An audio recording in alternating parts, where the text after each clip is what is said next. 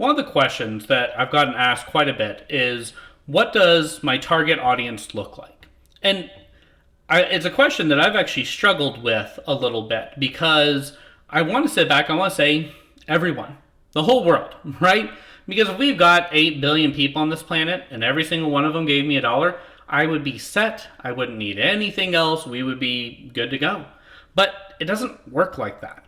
It's actually way easier to convince someone to give you $5,000 than it is to convince 5,000 people to give you $1. I know it seems almost ridiculous, doesn't it?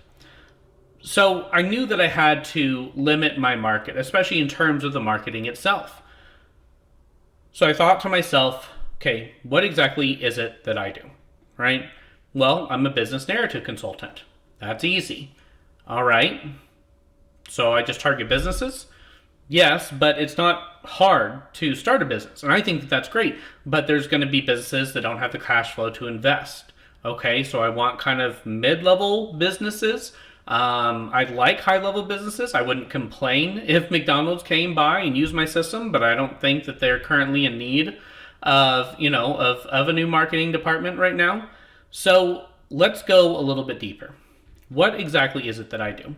Well, I create brand narrative classes. I create a pre-recorded class that is coming out on the 23rd.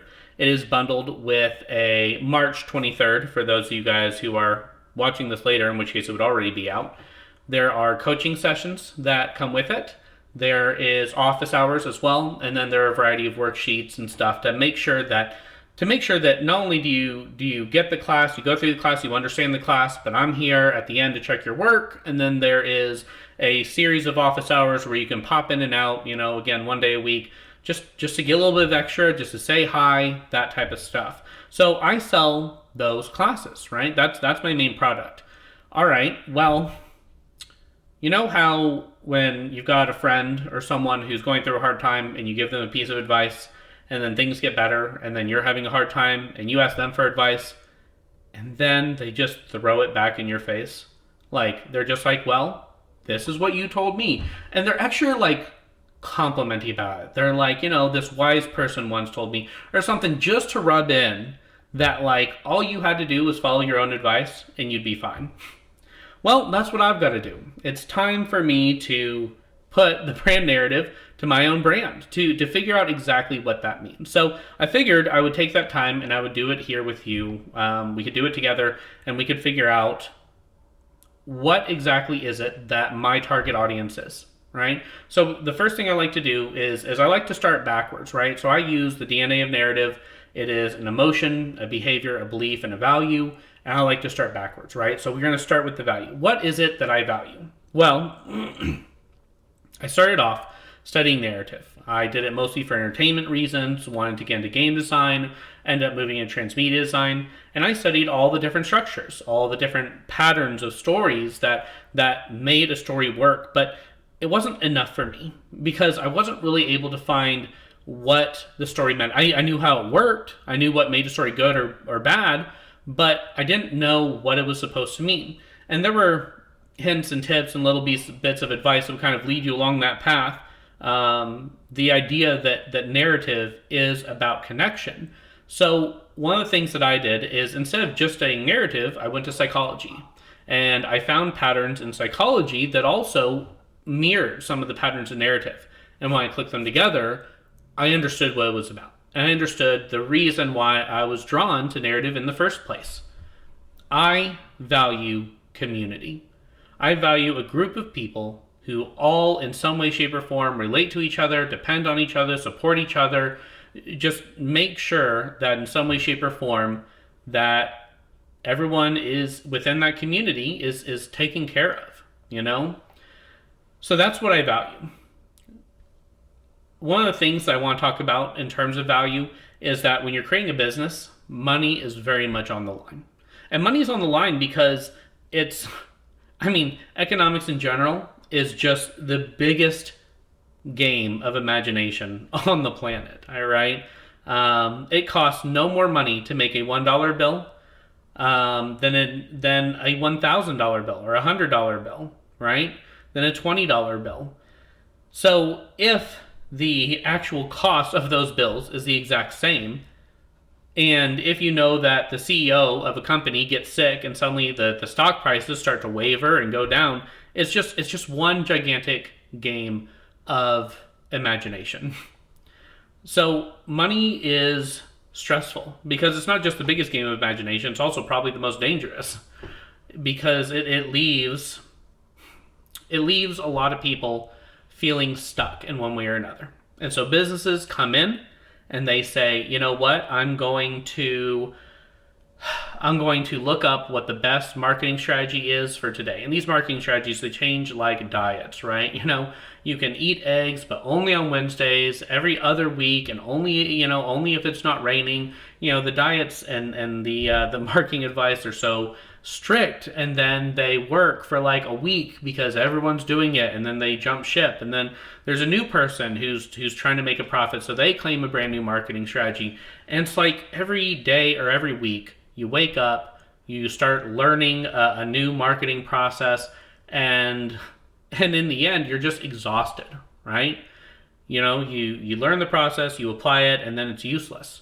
And you're not exhausted because it's work. You're starting a business, all right? You're going to have to put the work in. You're exhausted because you're not motivated to do it. This is not what you signed up for. It's not what you want to be doing. There's no motivation in it. There's no value in it, So what is it that I believe creates the value of community? And for me, that comes from narrative. It comes from story, from an abstract form of communication that uses metaphors to create events that feel similar and connect people through those shared experiences. That to me is what I believe creates a community. And so one of the things that I do is I talk to business owners and I say, hey, if you are tired of this weird daily grind, if you feel like you wish you had more support, if you feel like you're tired of the prices always of your products always being so low, that's the other thing, is that you always feel like you're trying to undercut the competition, right? You always feel like, oh, well, I'm making this, but I can't be too high above this, or I have to undercut this. You're not going to make a burger cheaper than the way McDonald's does.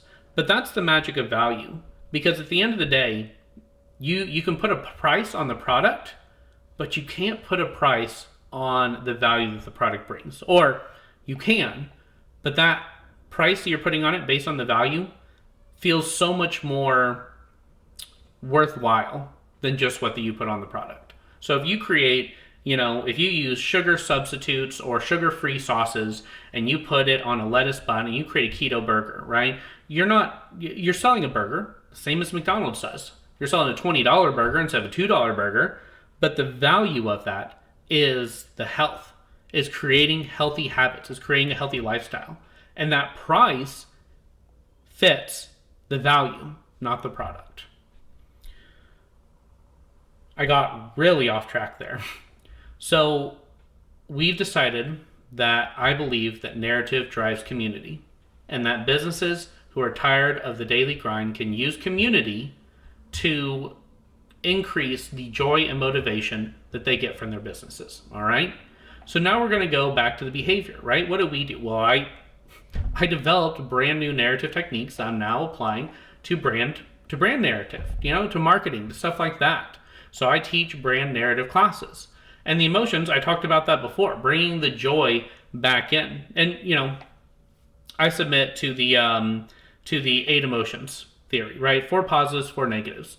And the 4 positives I have, and there's obviously more emotions than 8, but, those are compound or complex emotions when you take these core emotions and you mix and match them in interesting ways.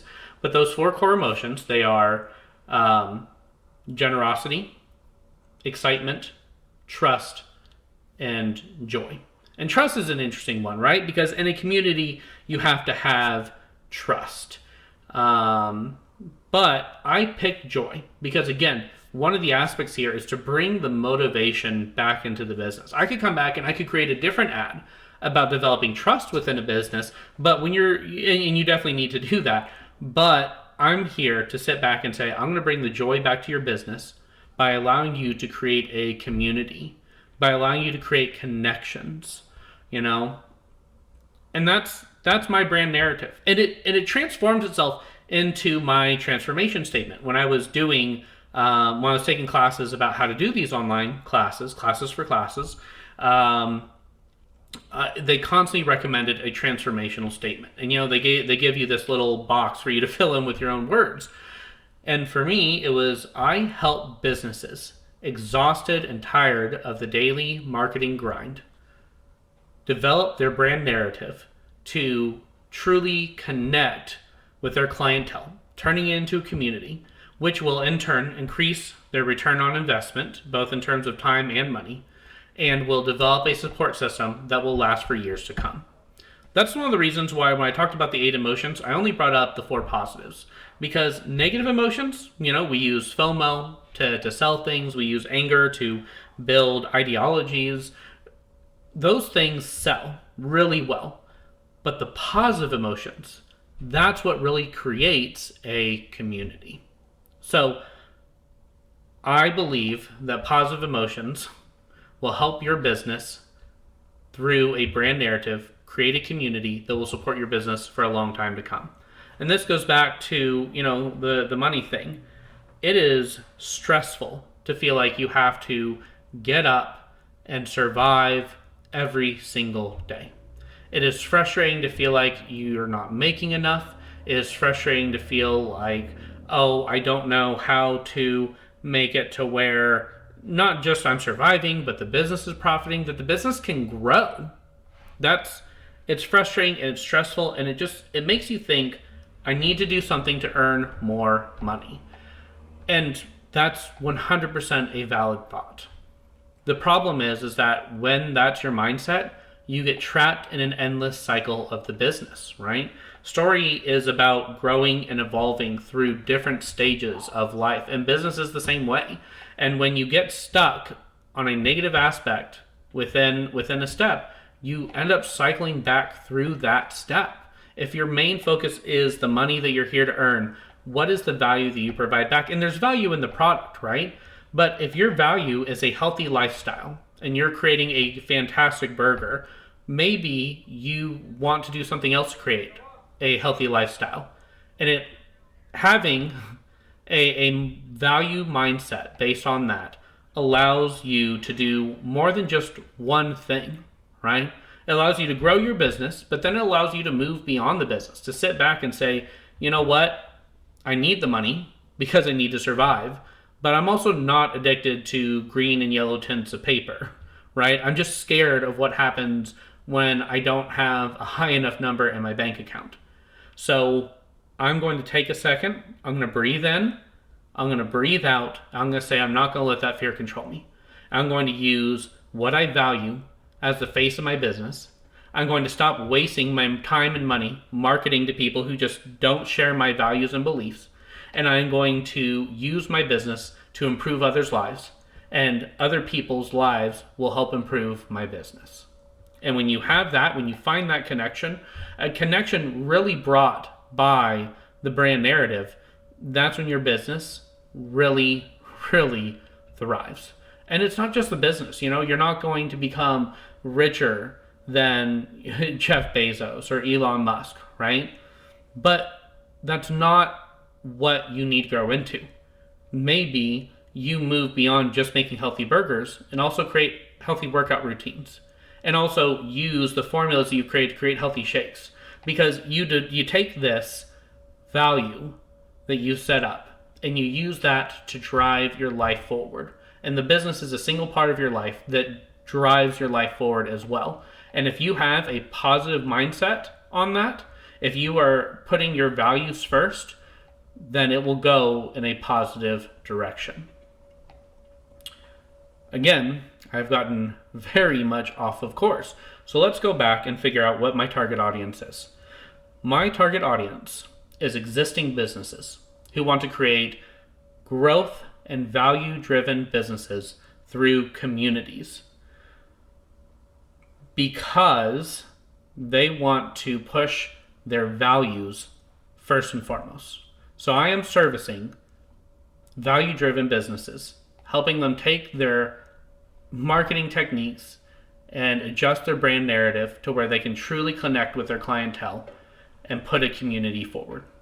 And you know what? I've got so many little things I could use to back it up. The average conversion rate for ads is 3%. There are studies that it goes up to 30% when you use brand narrative. When you are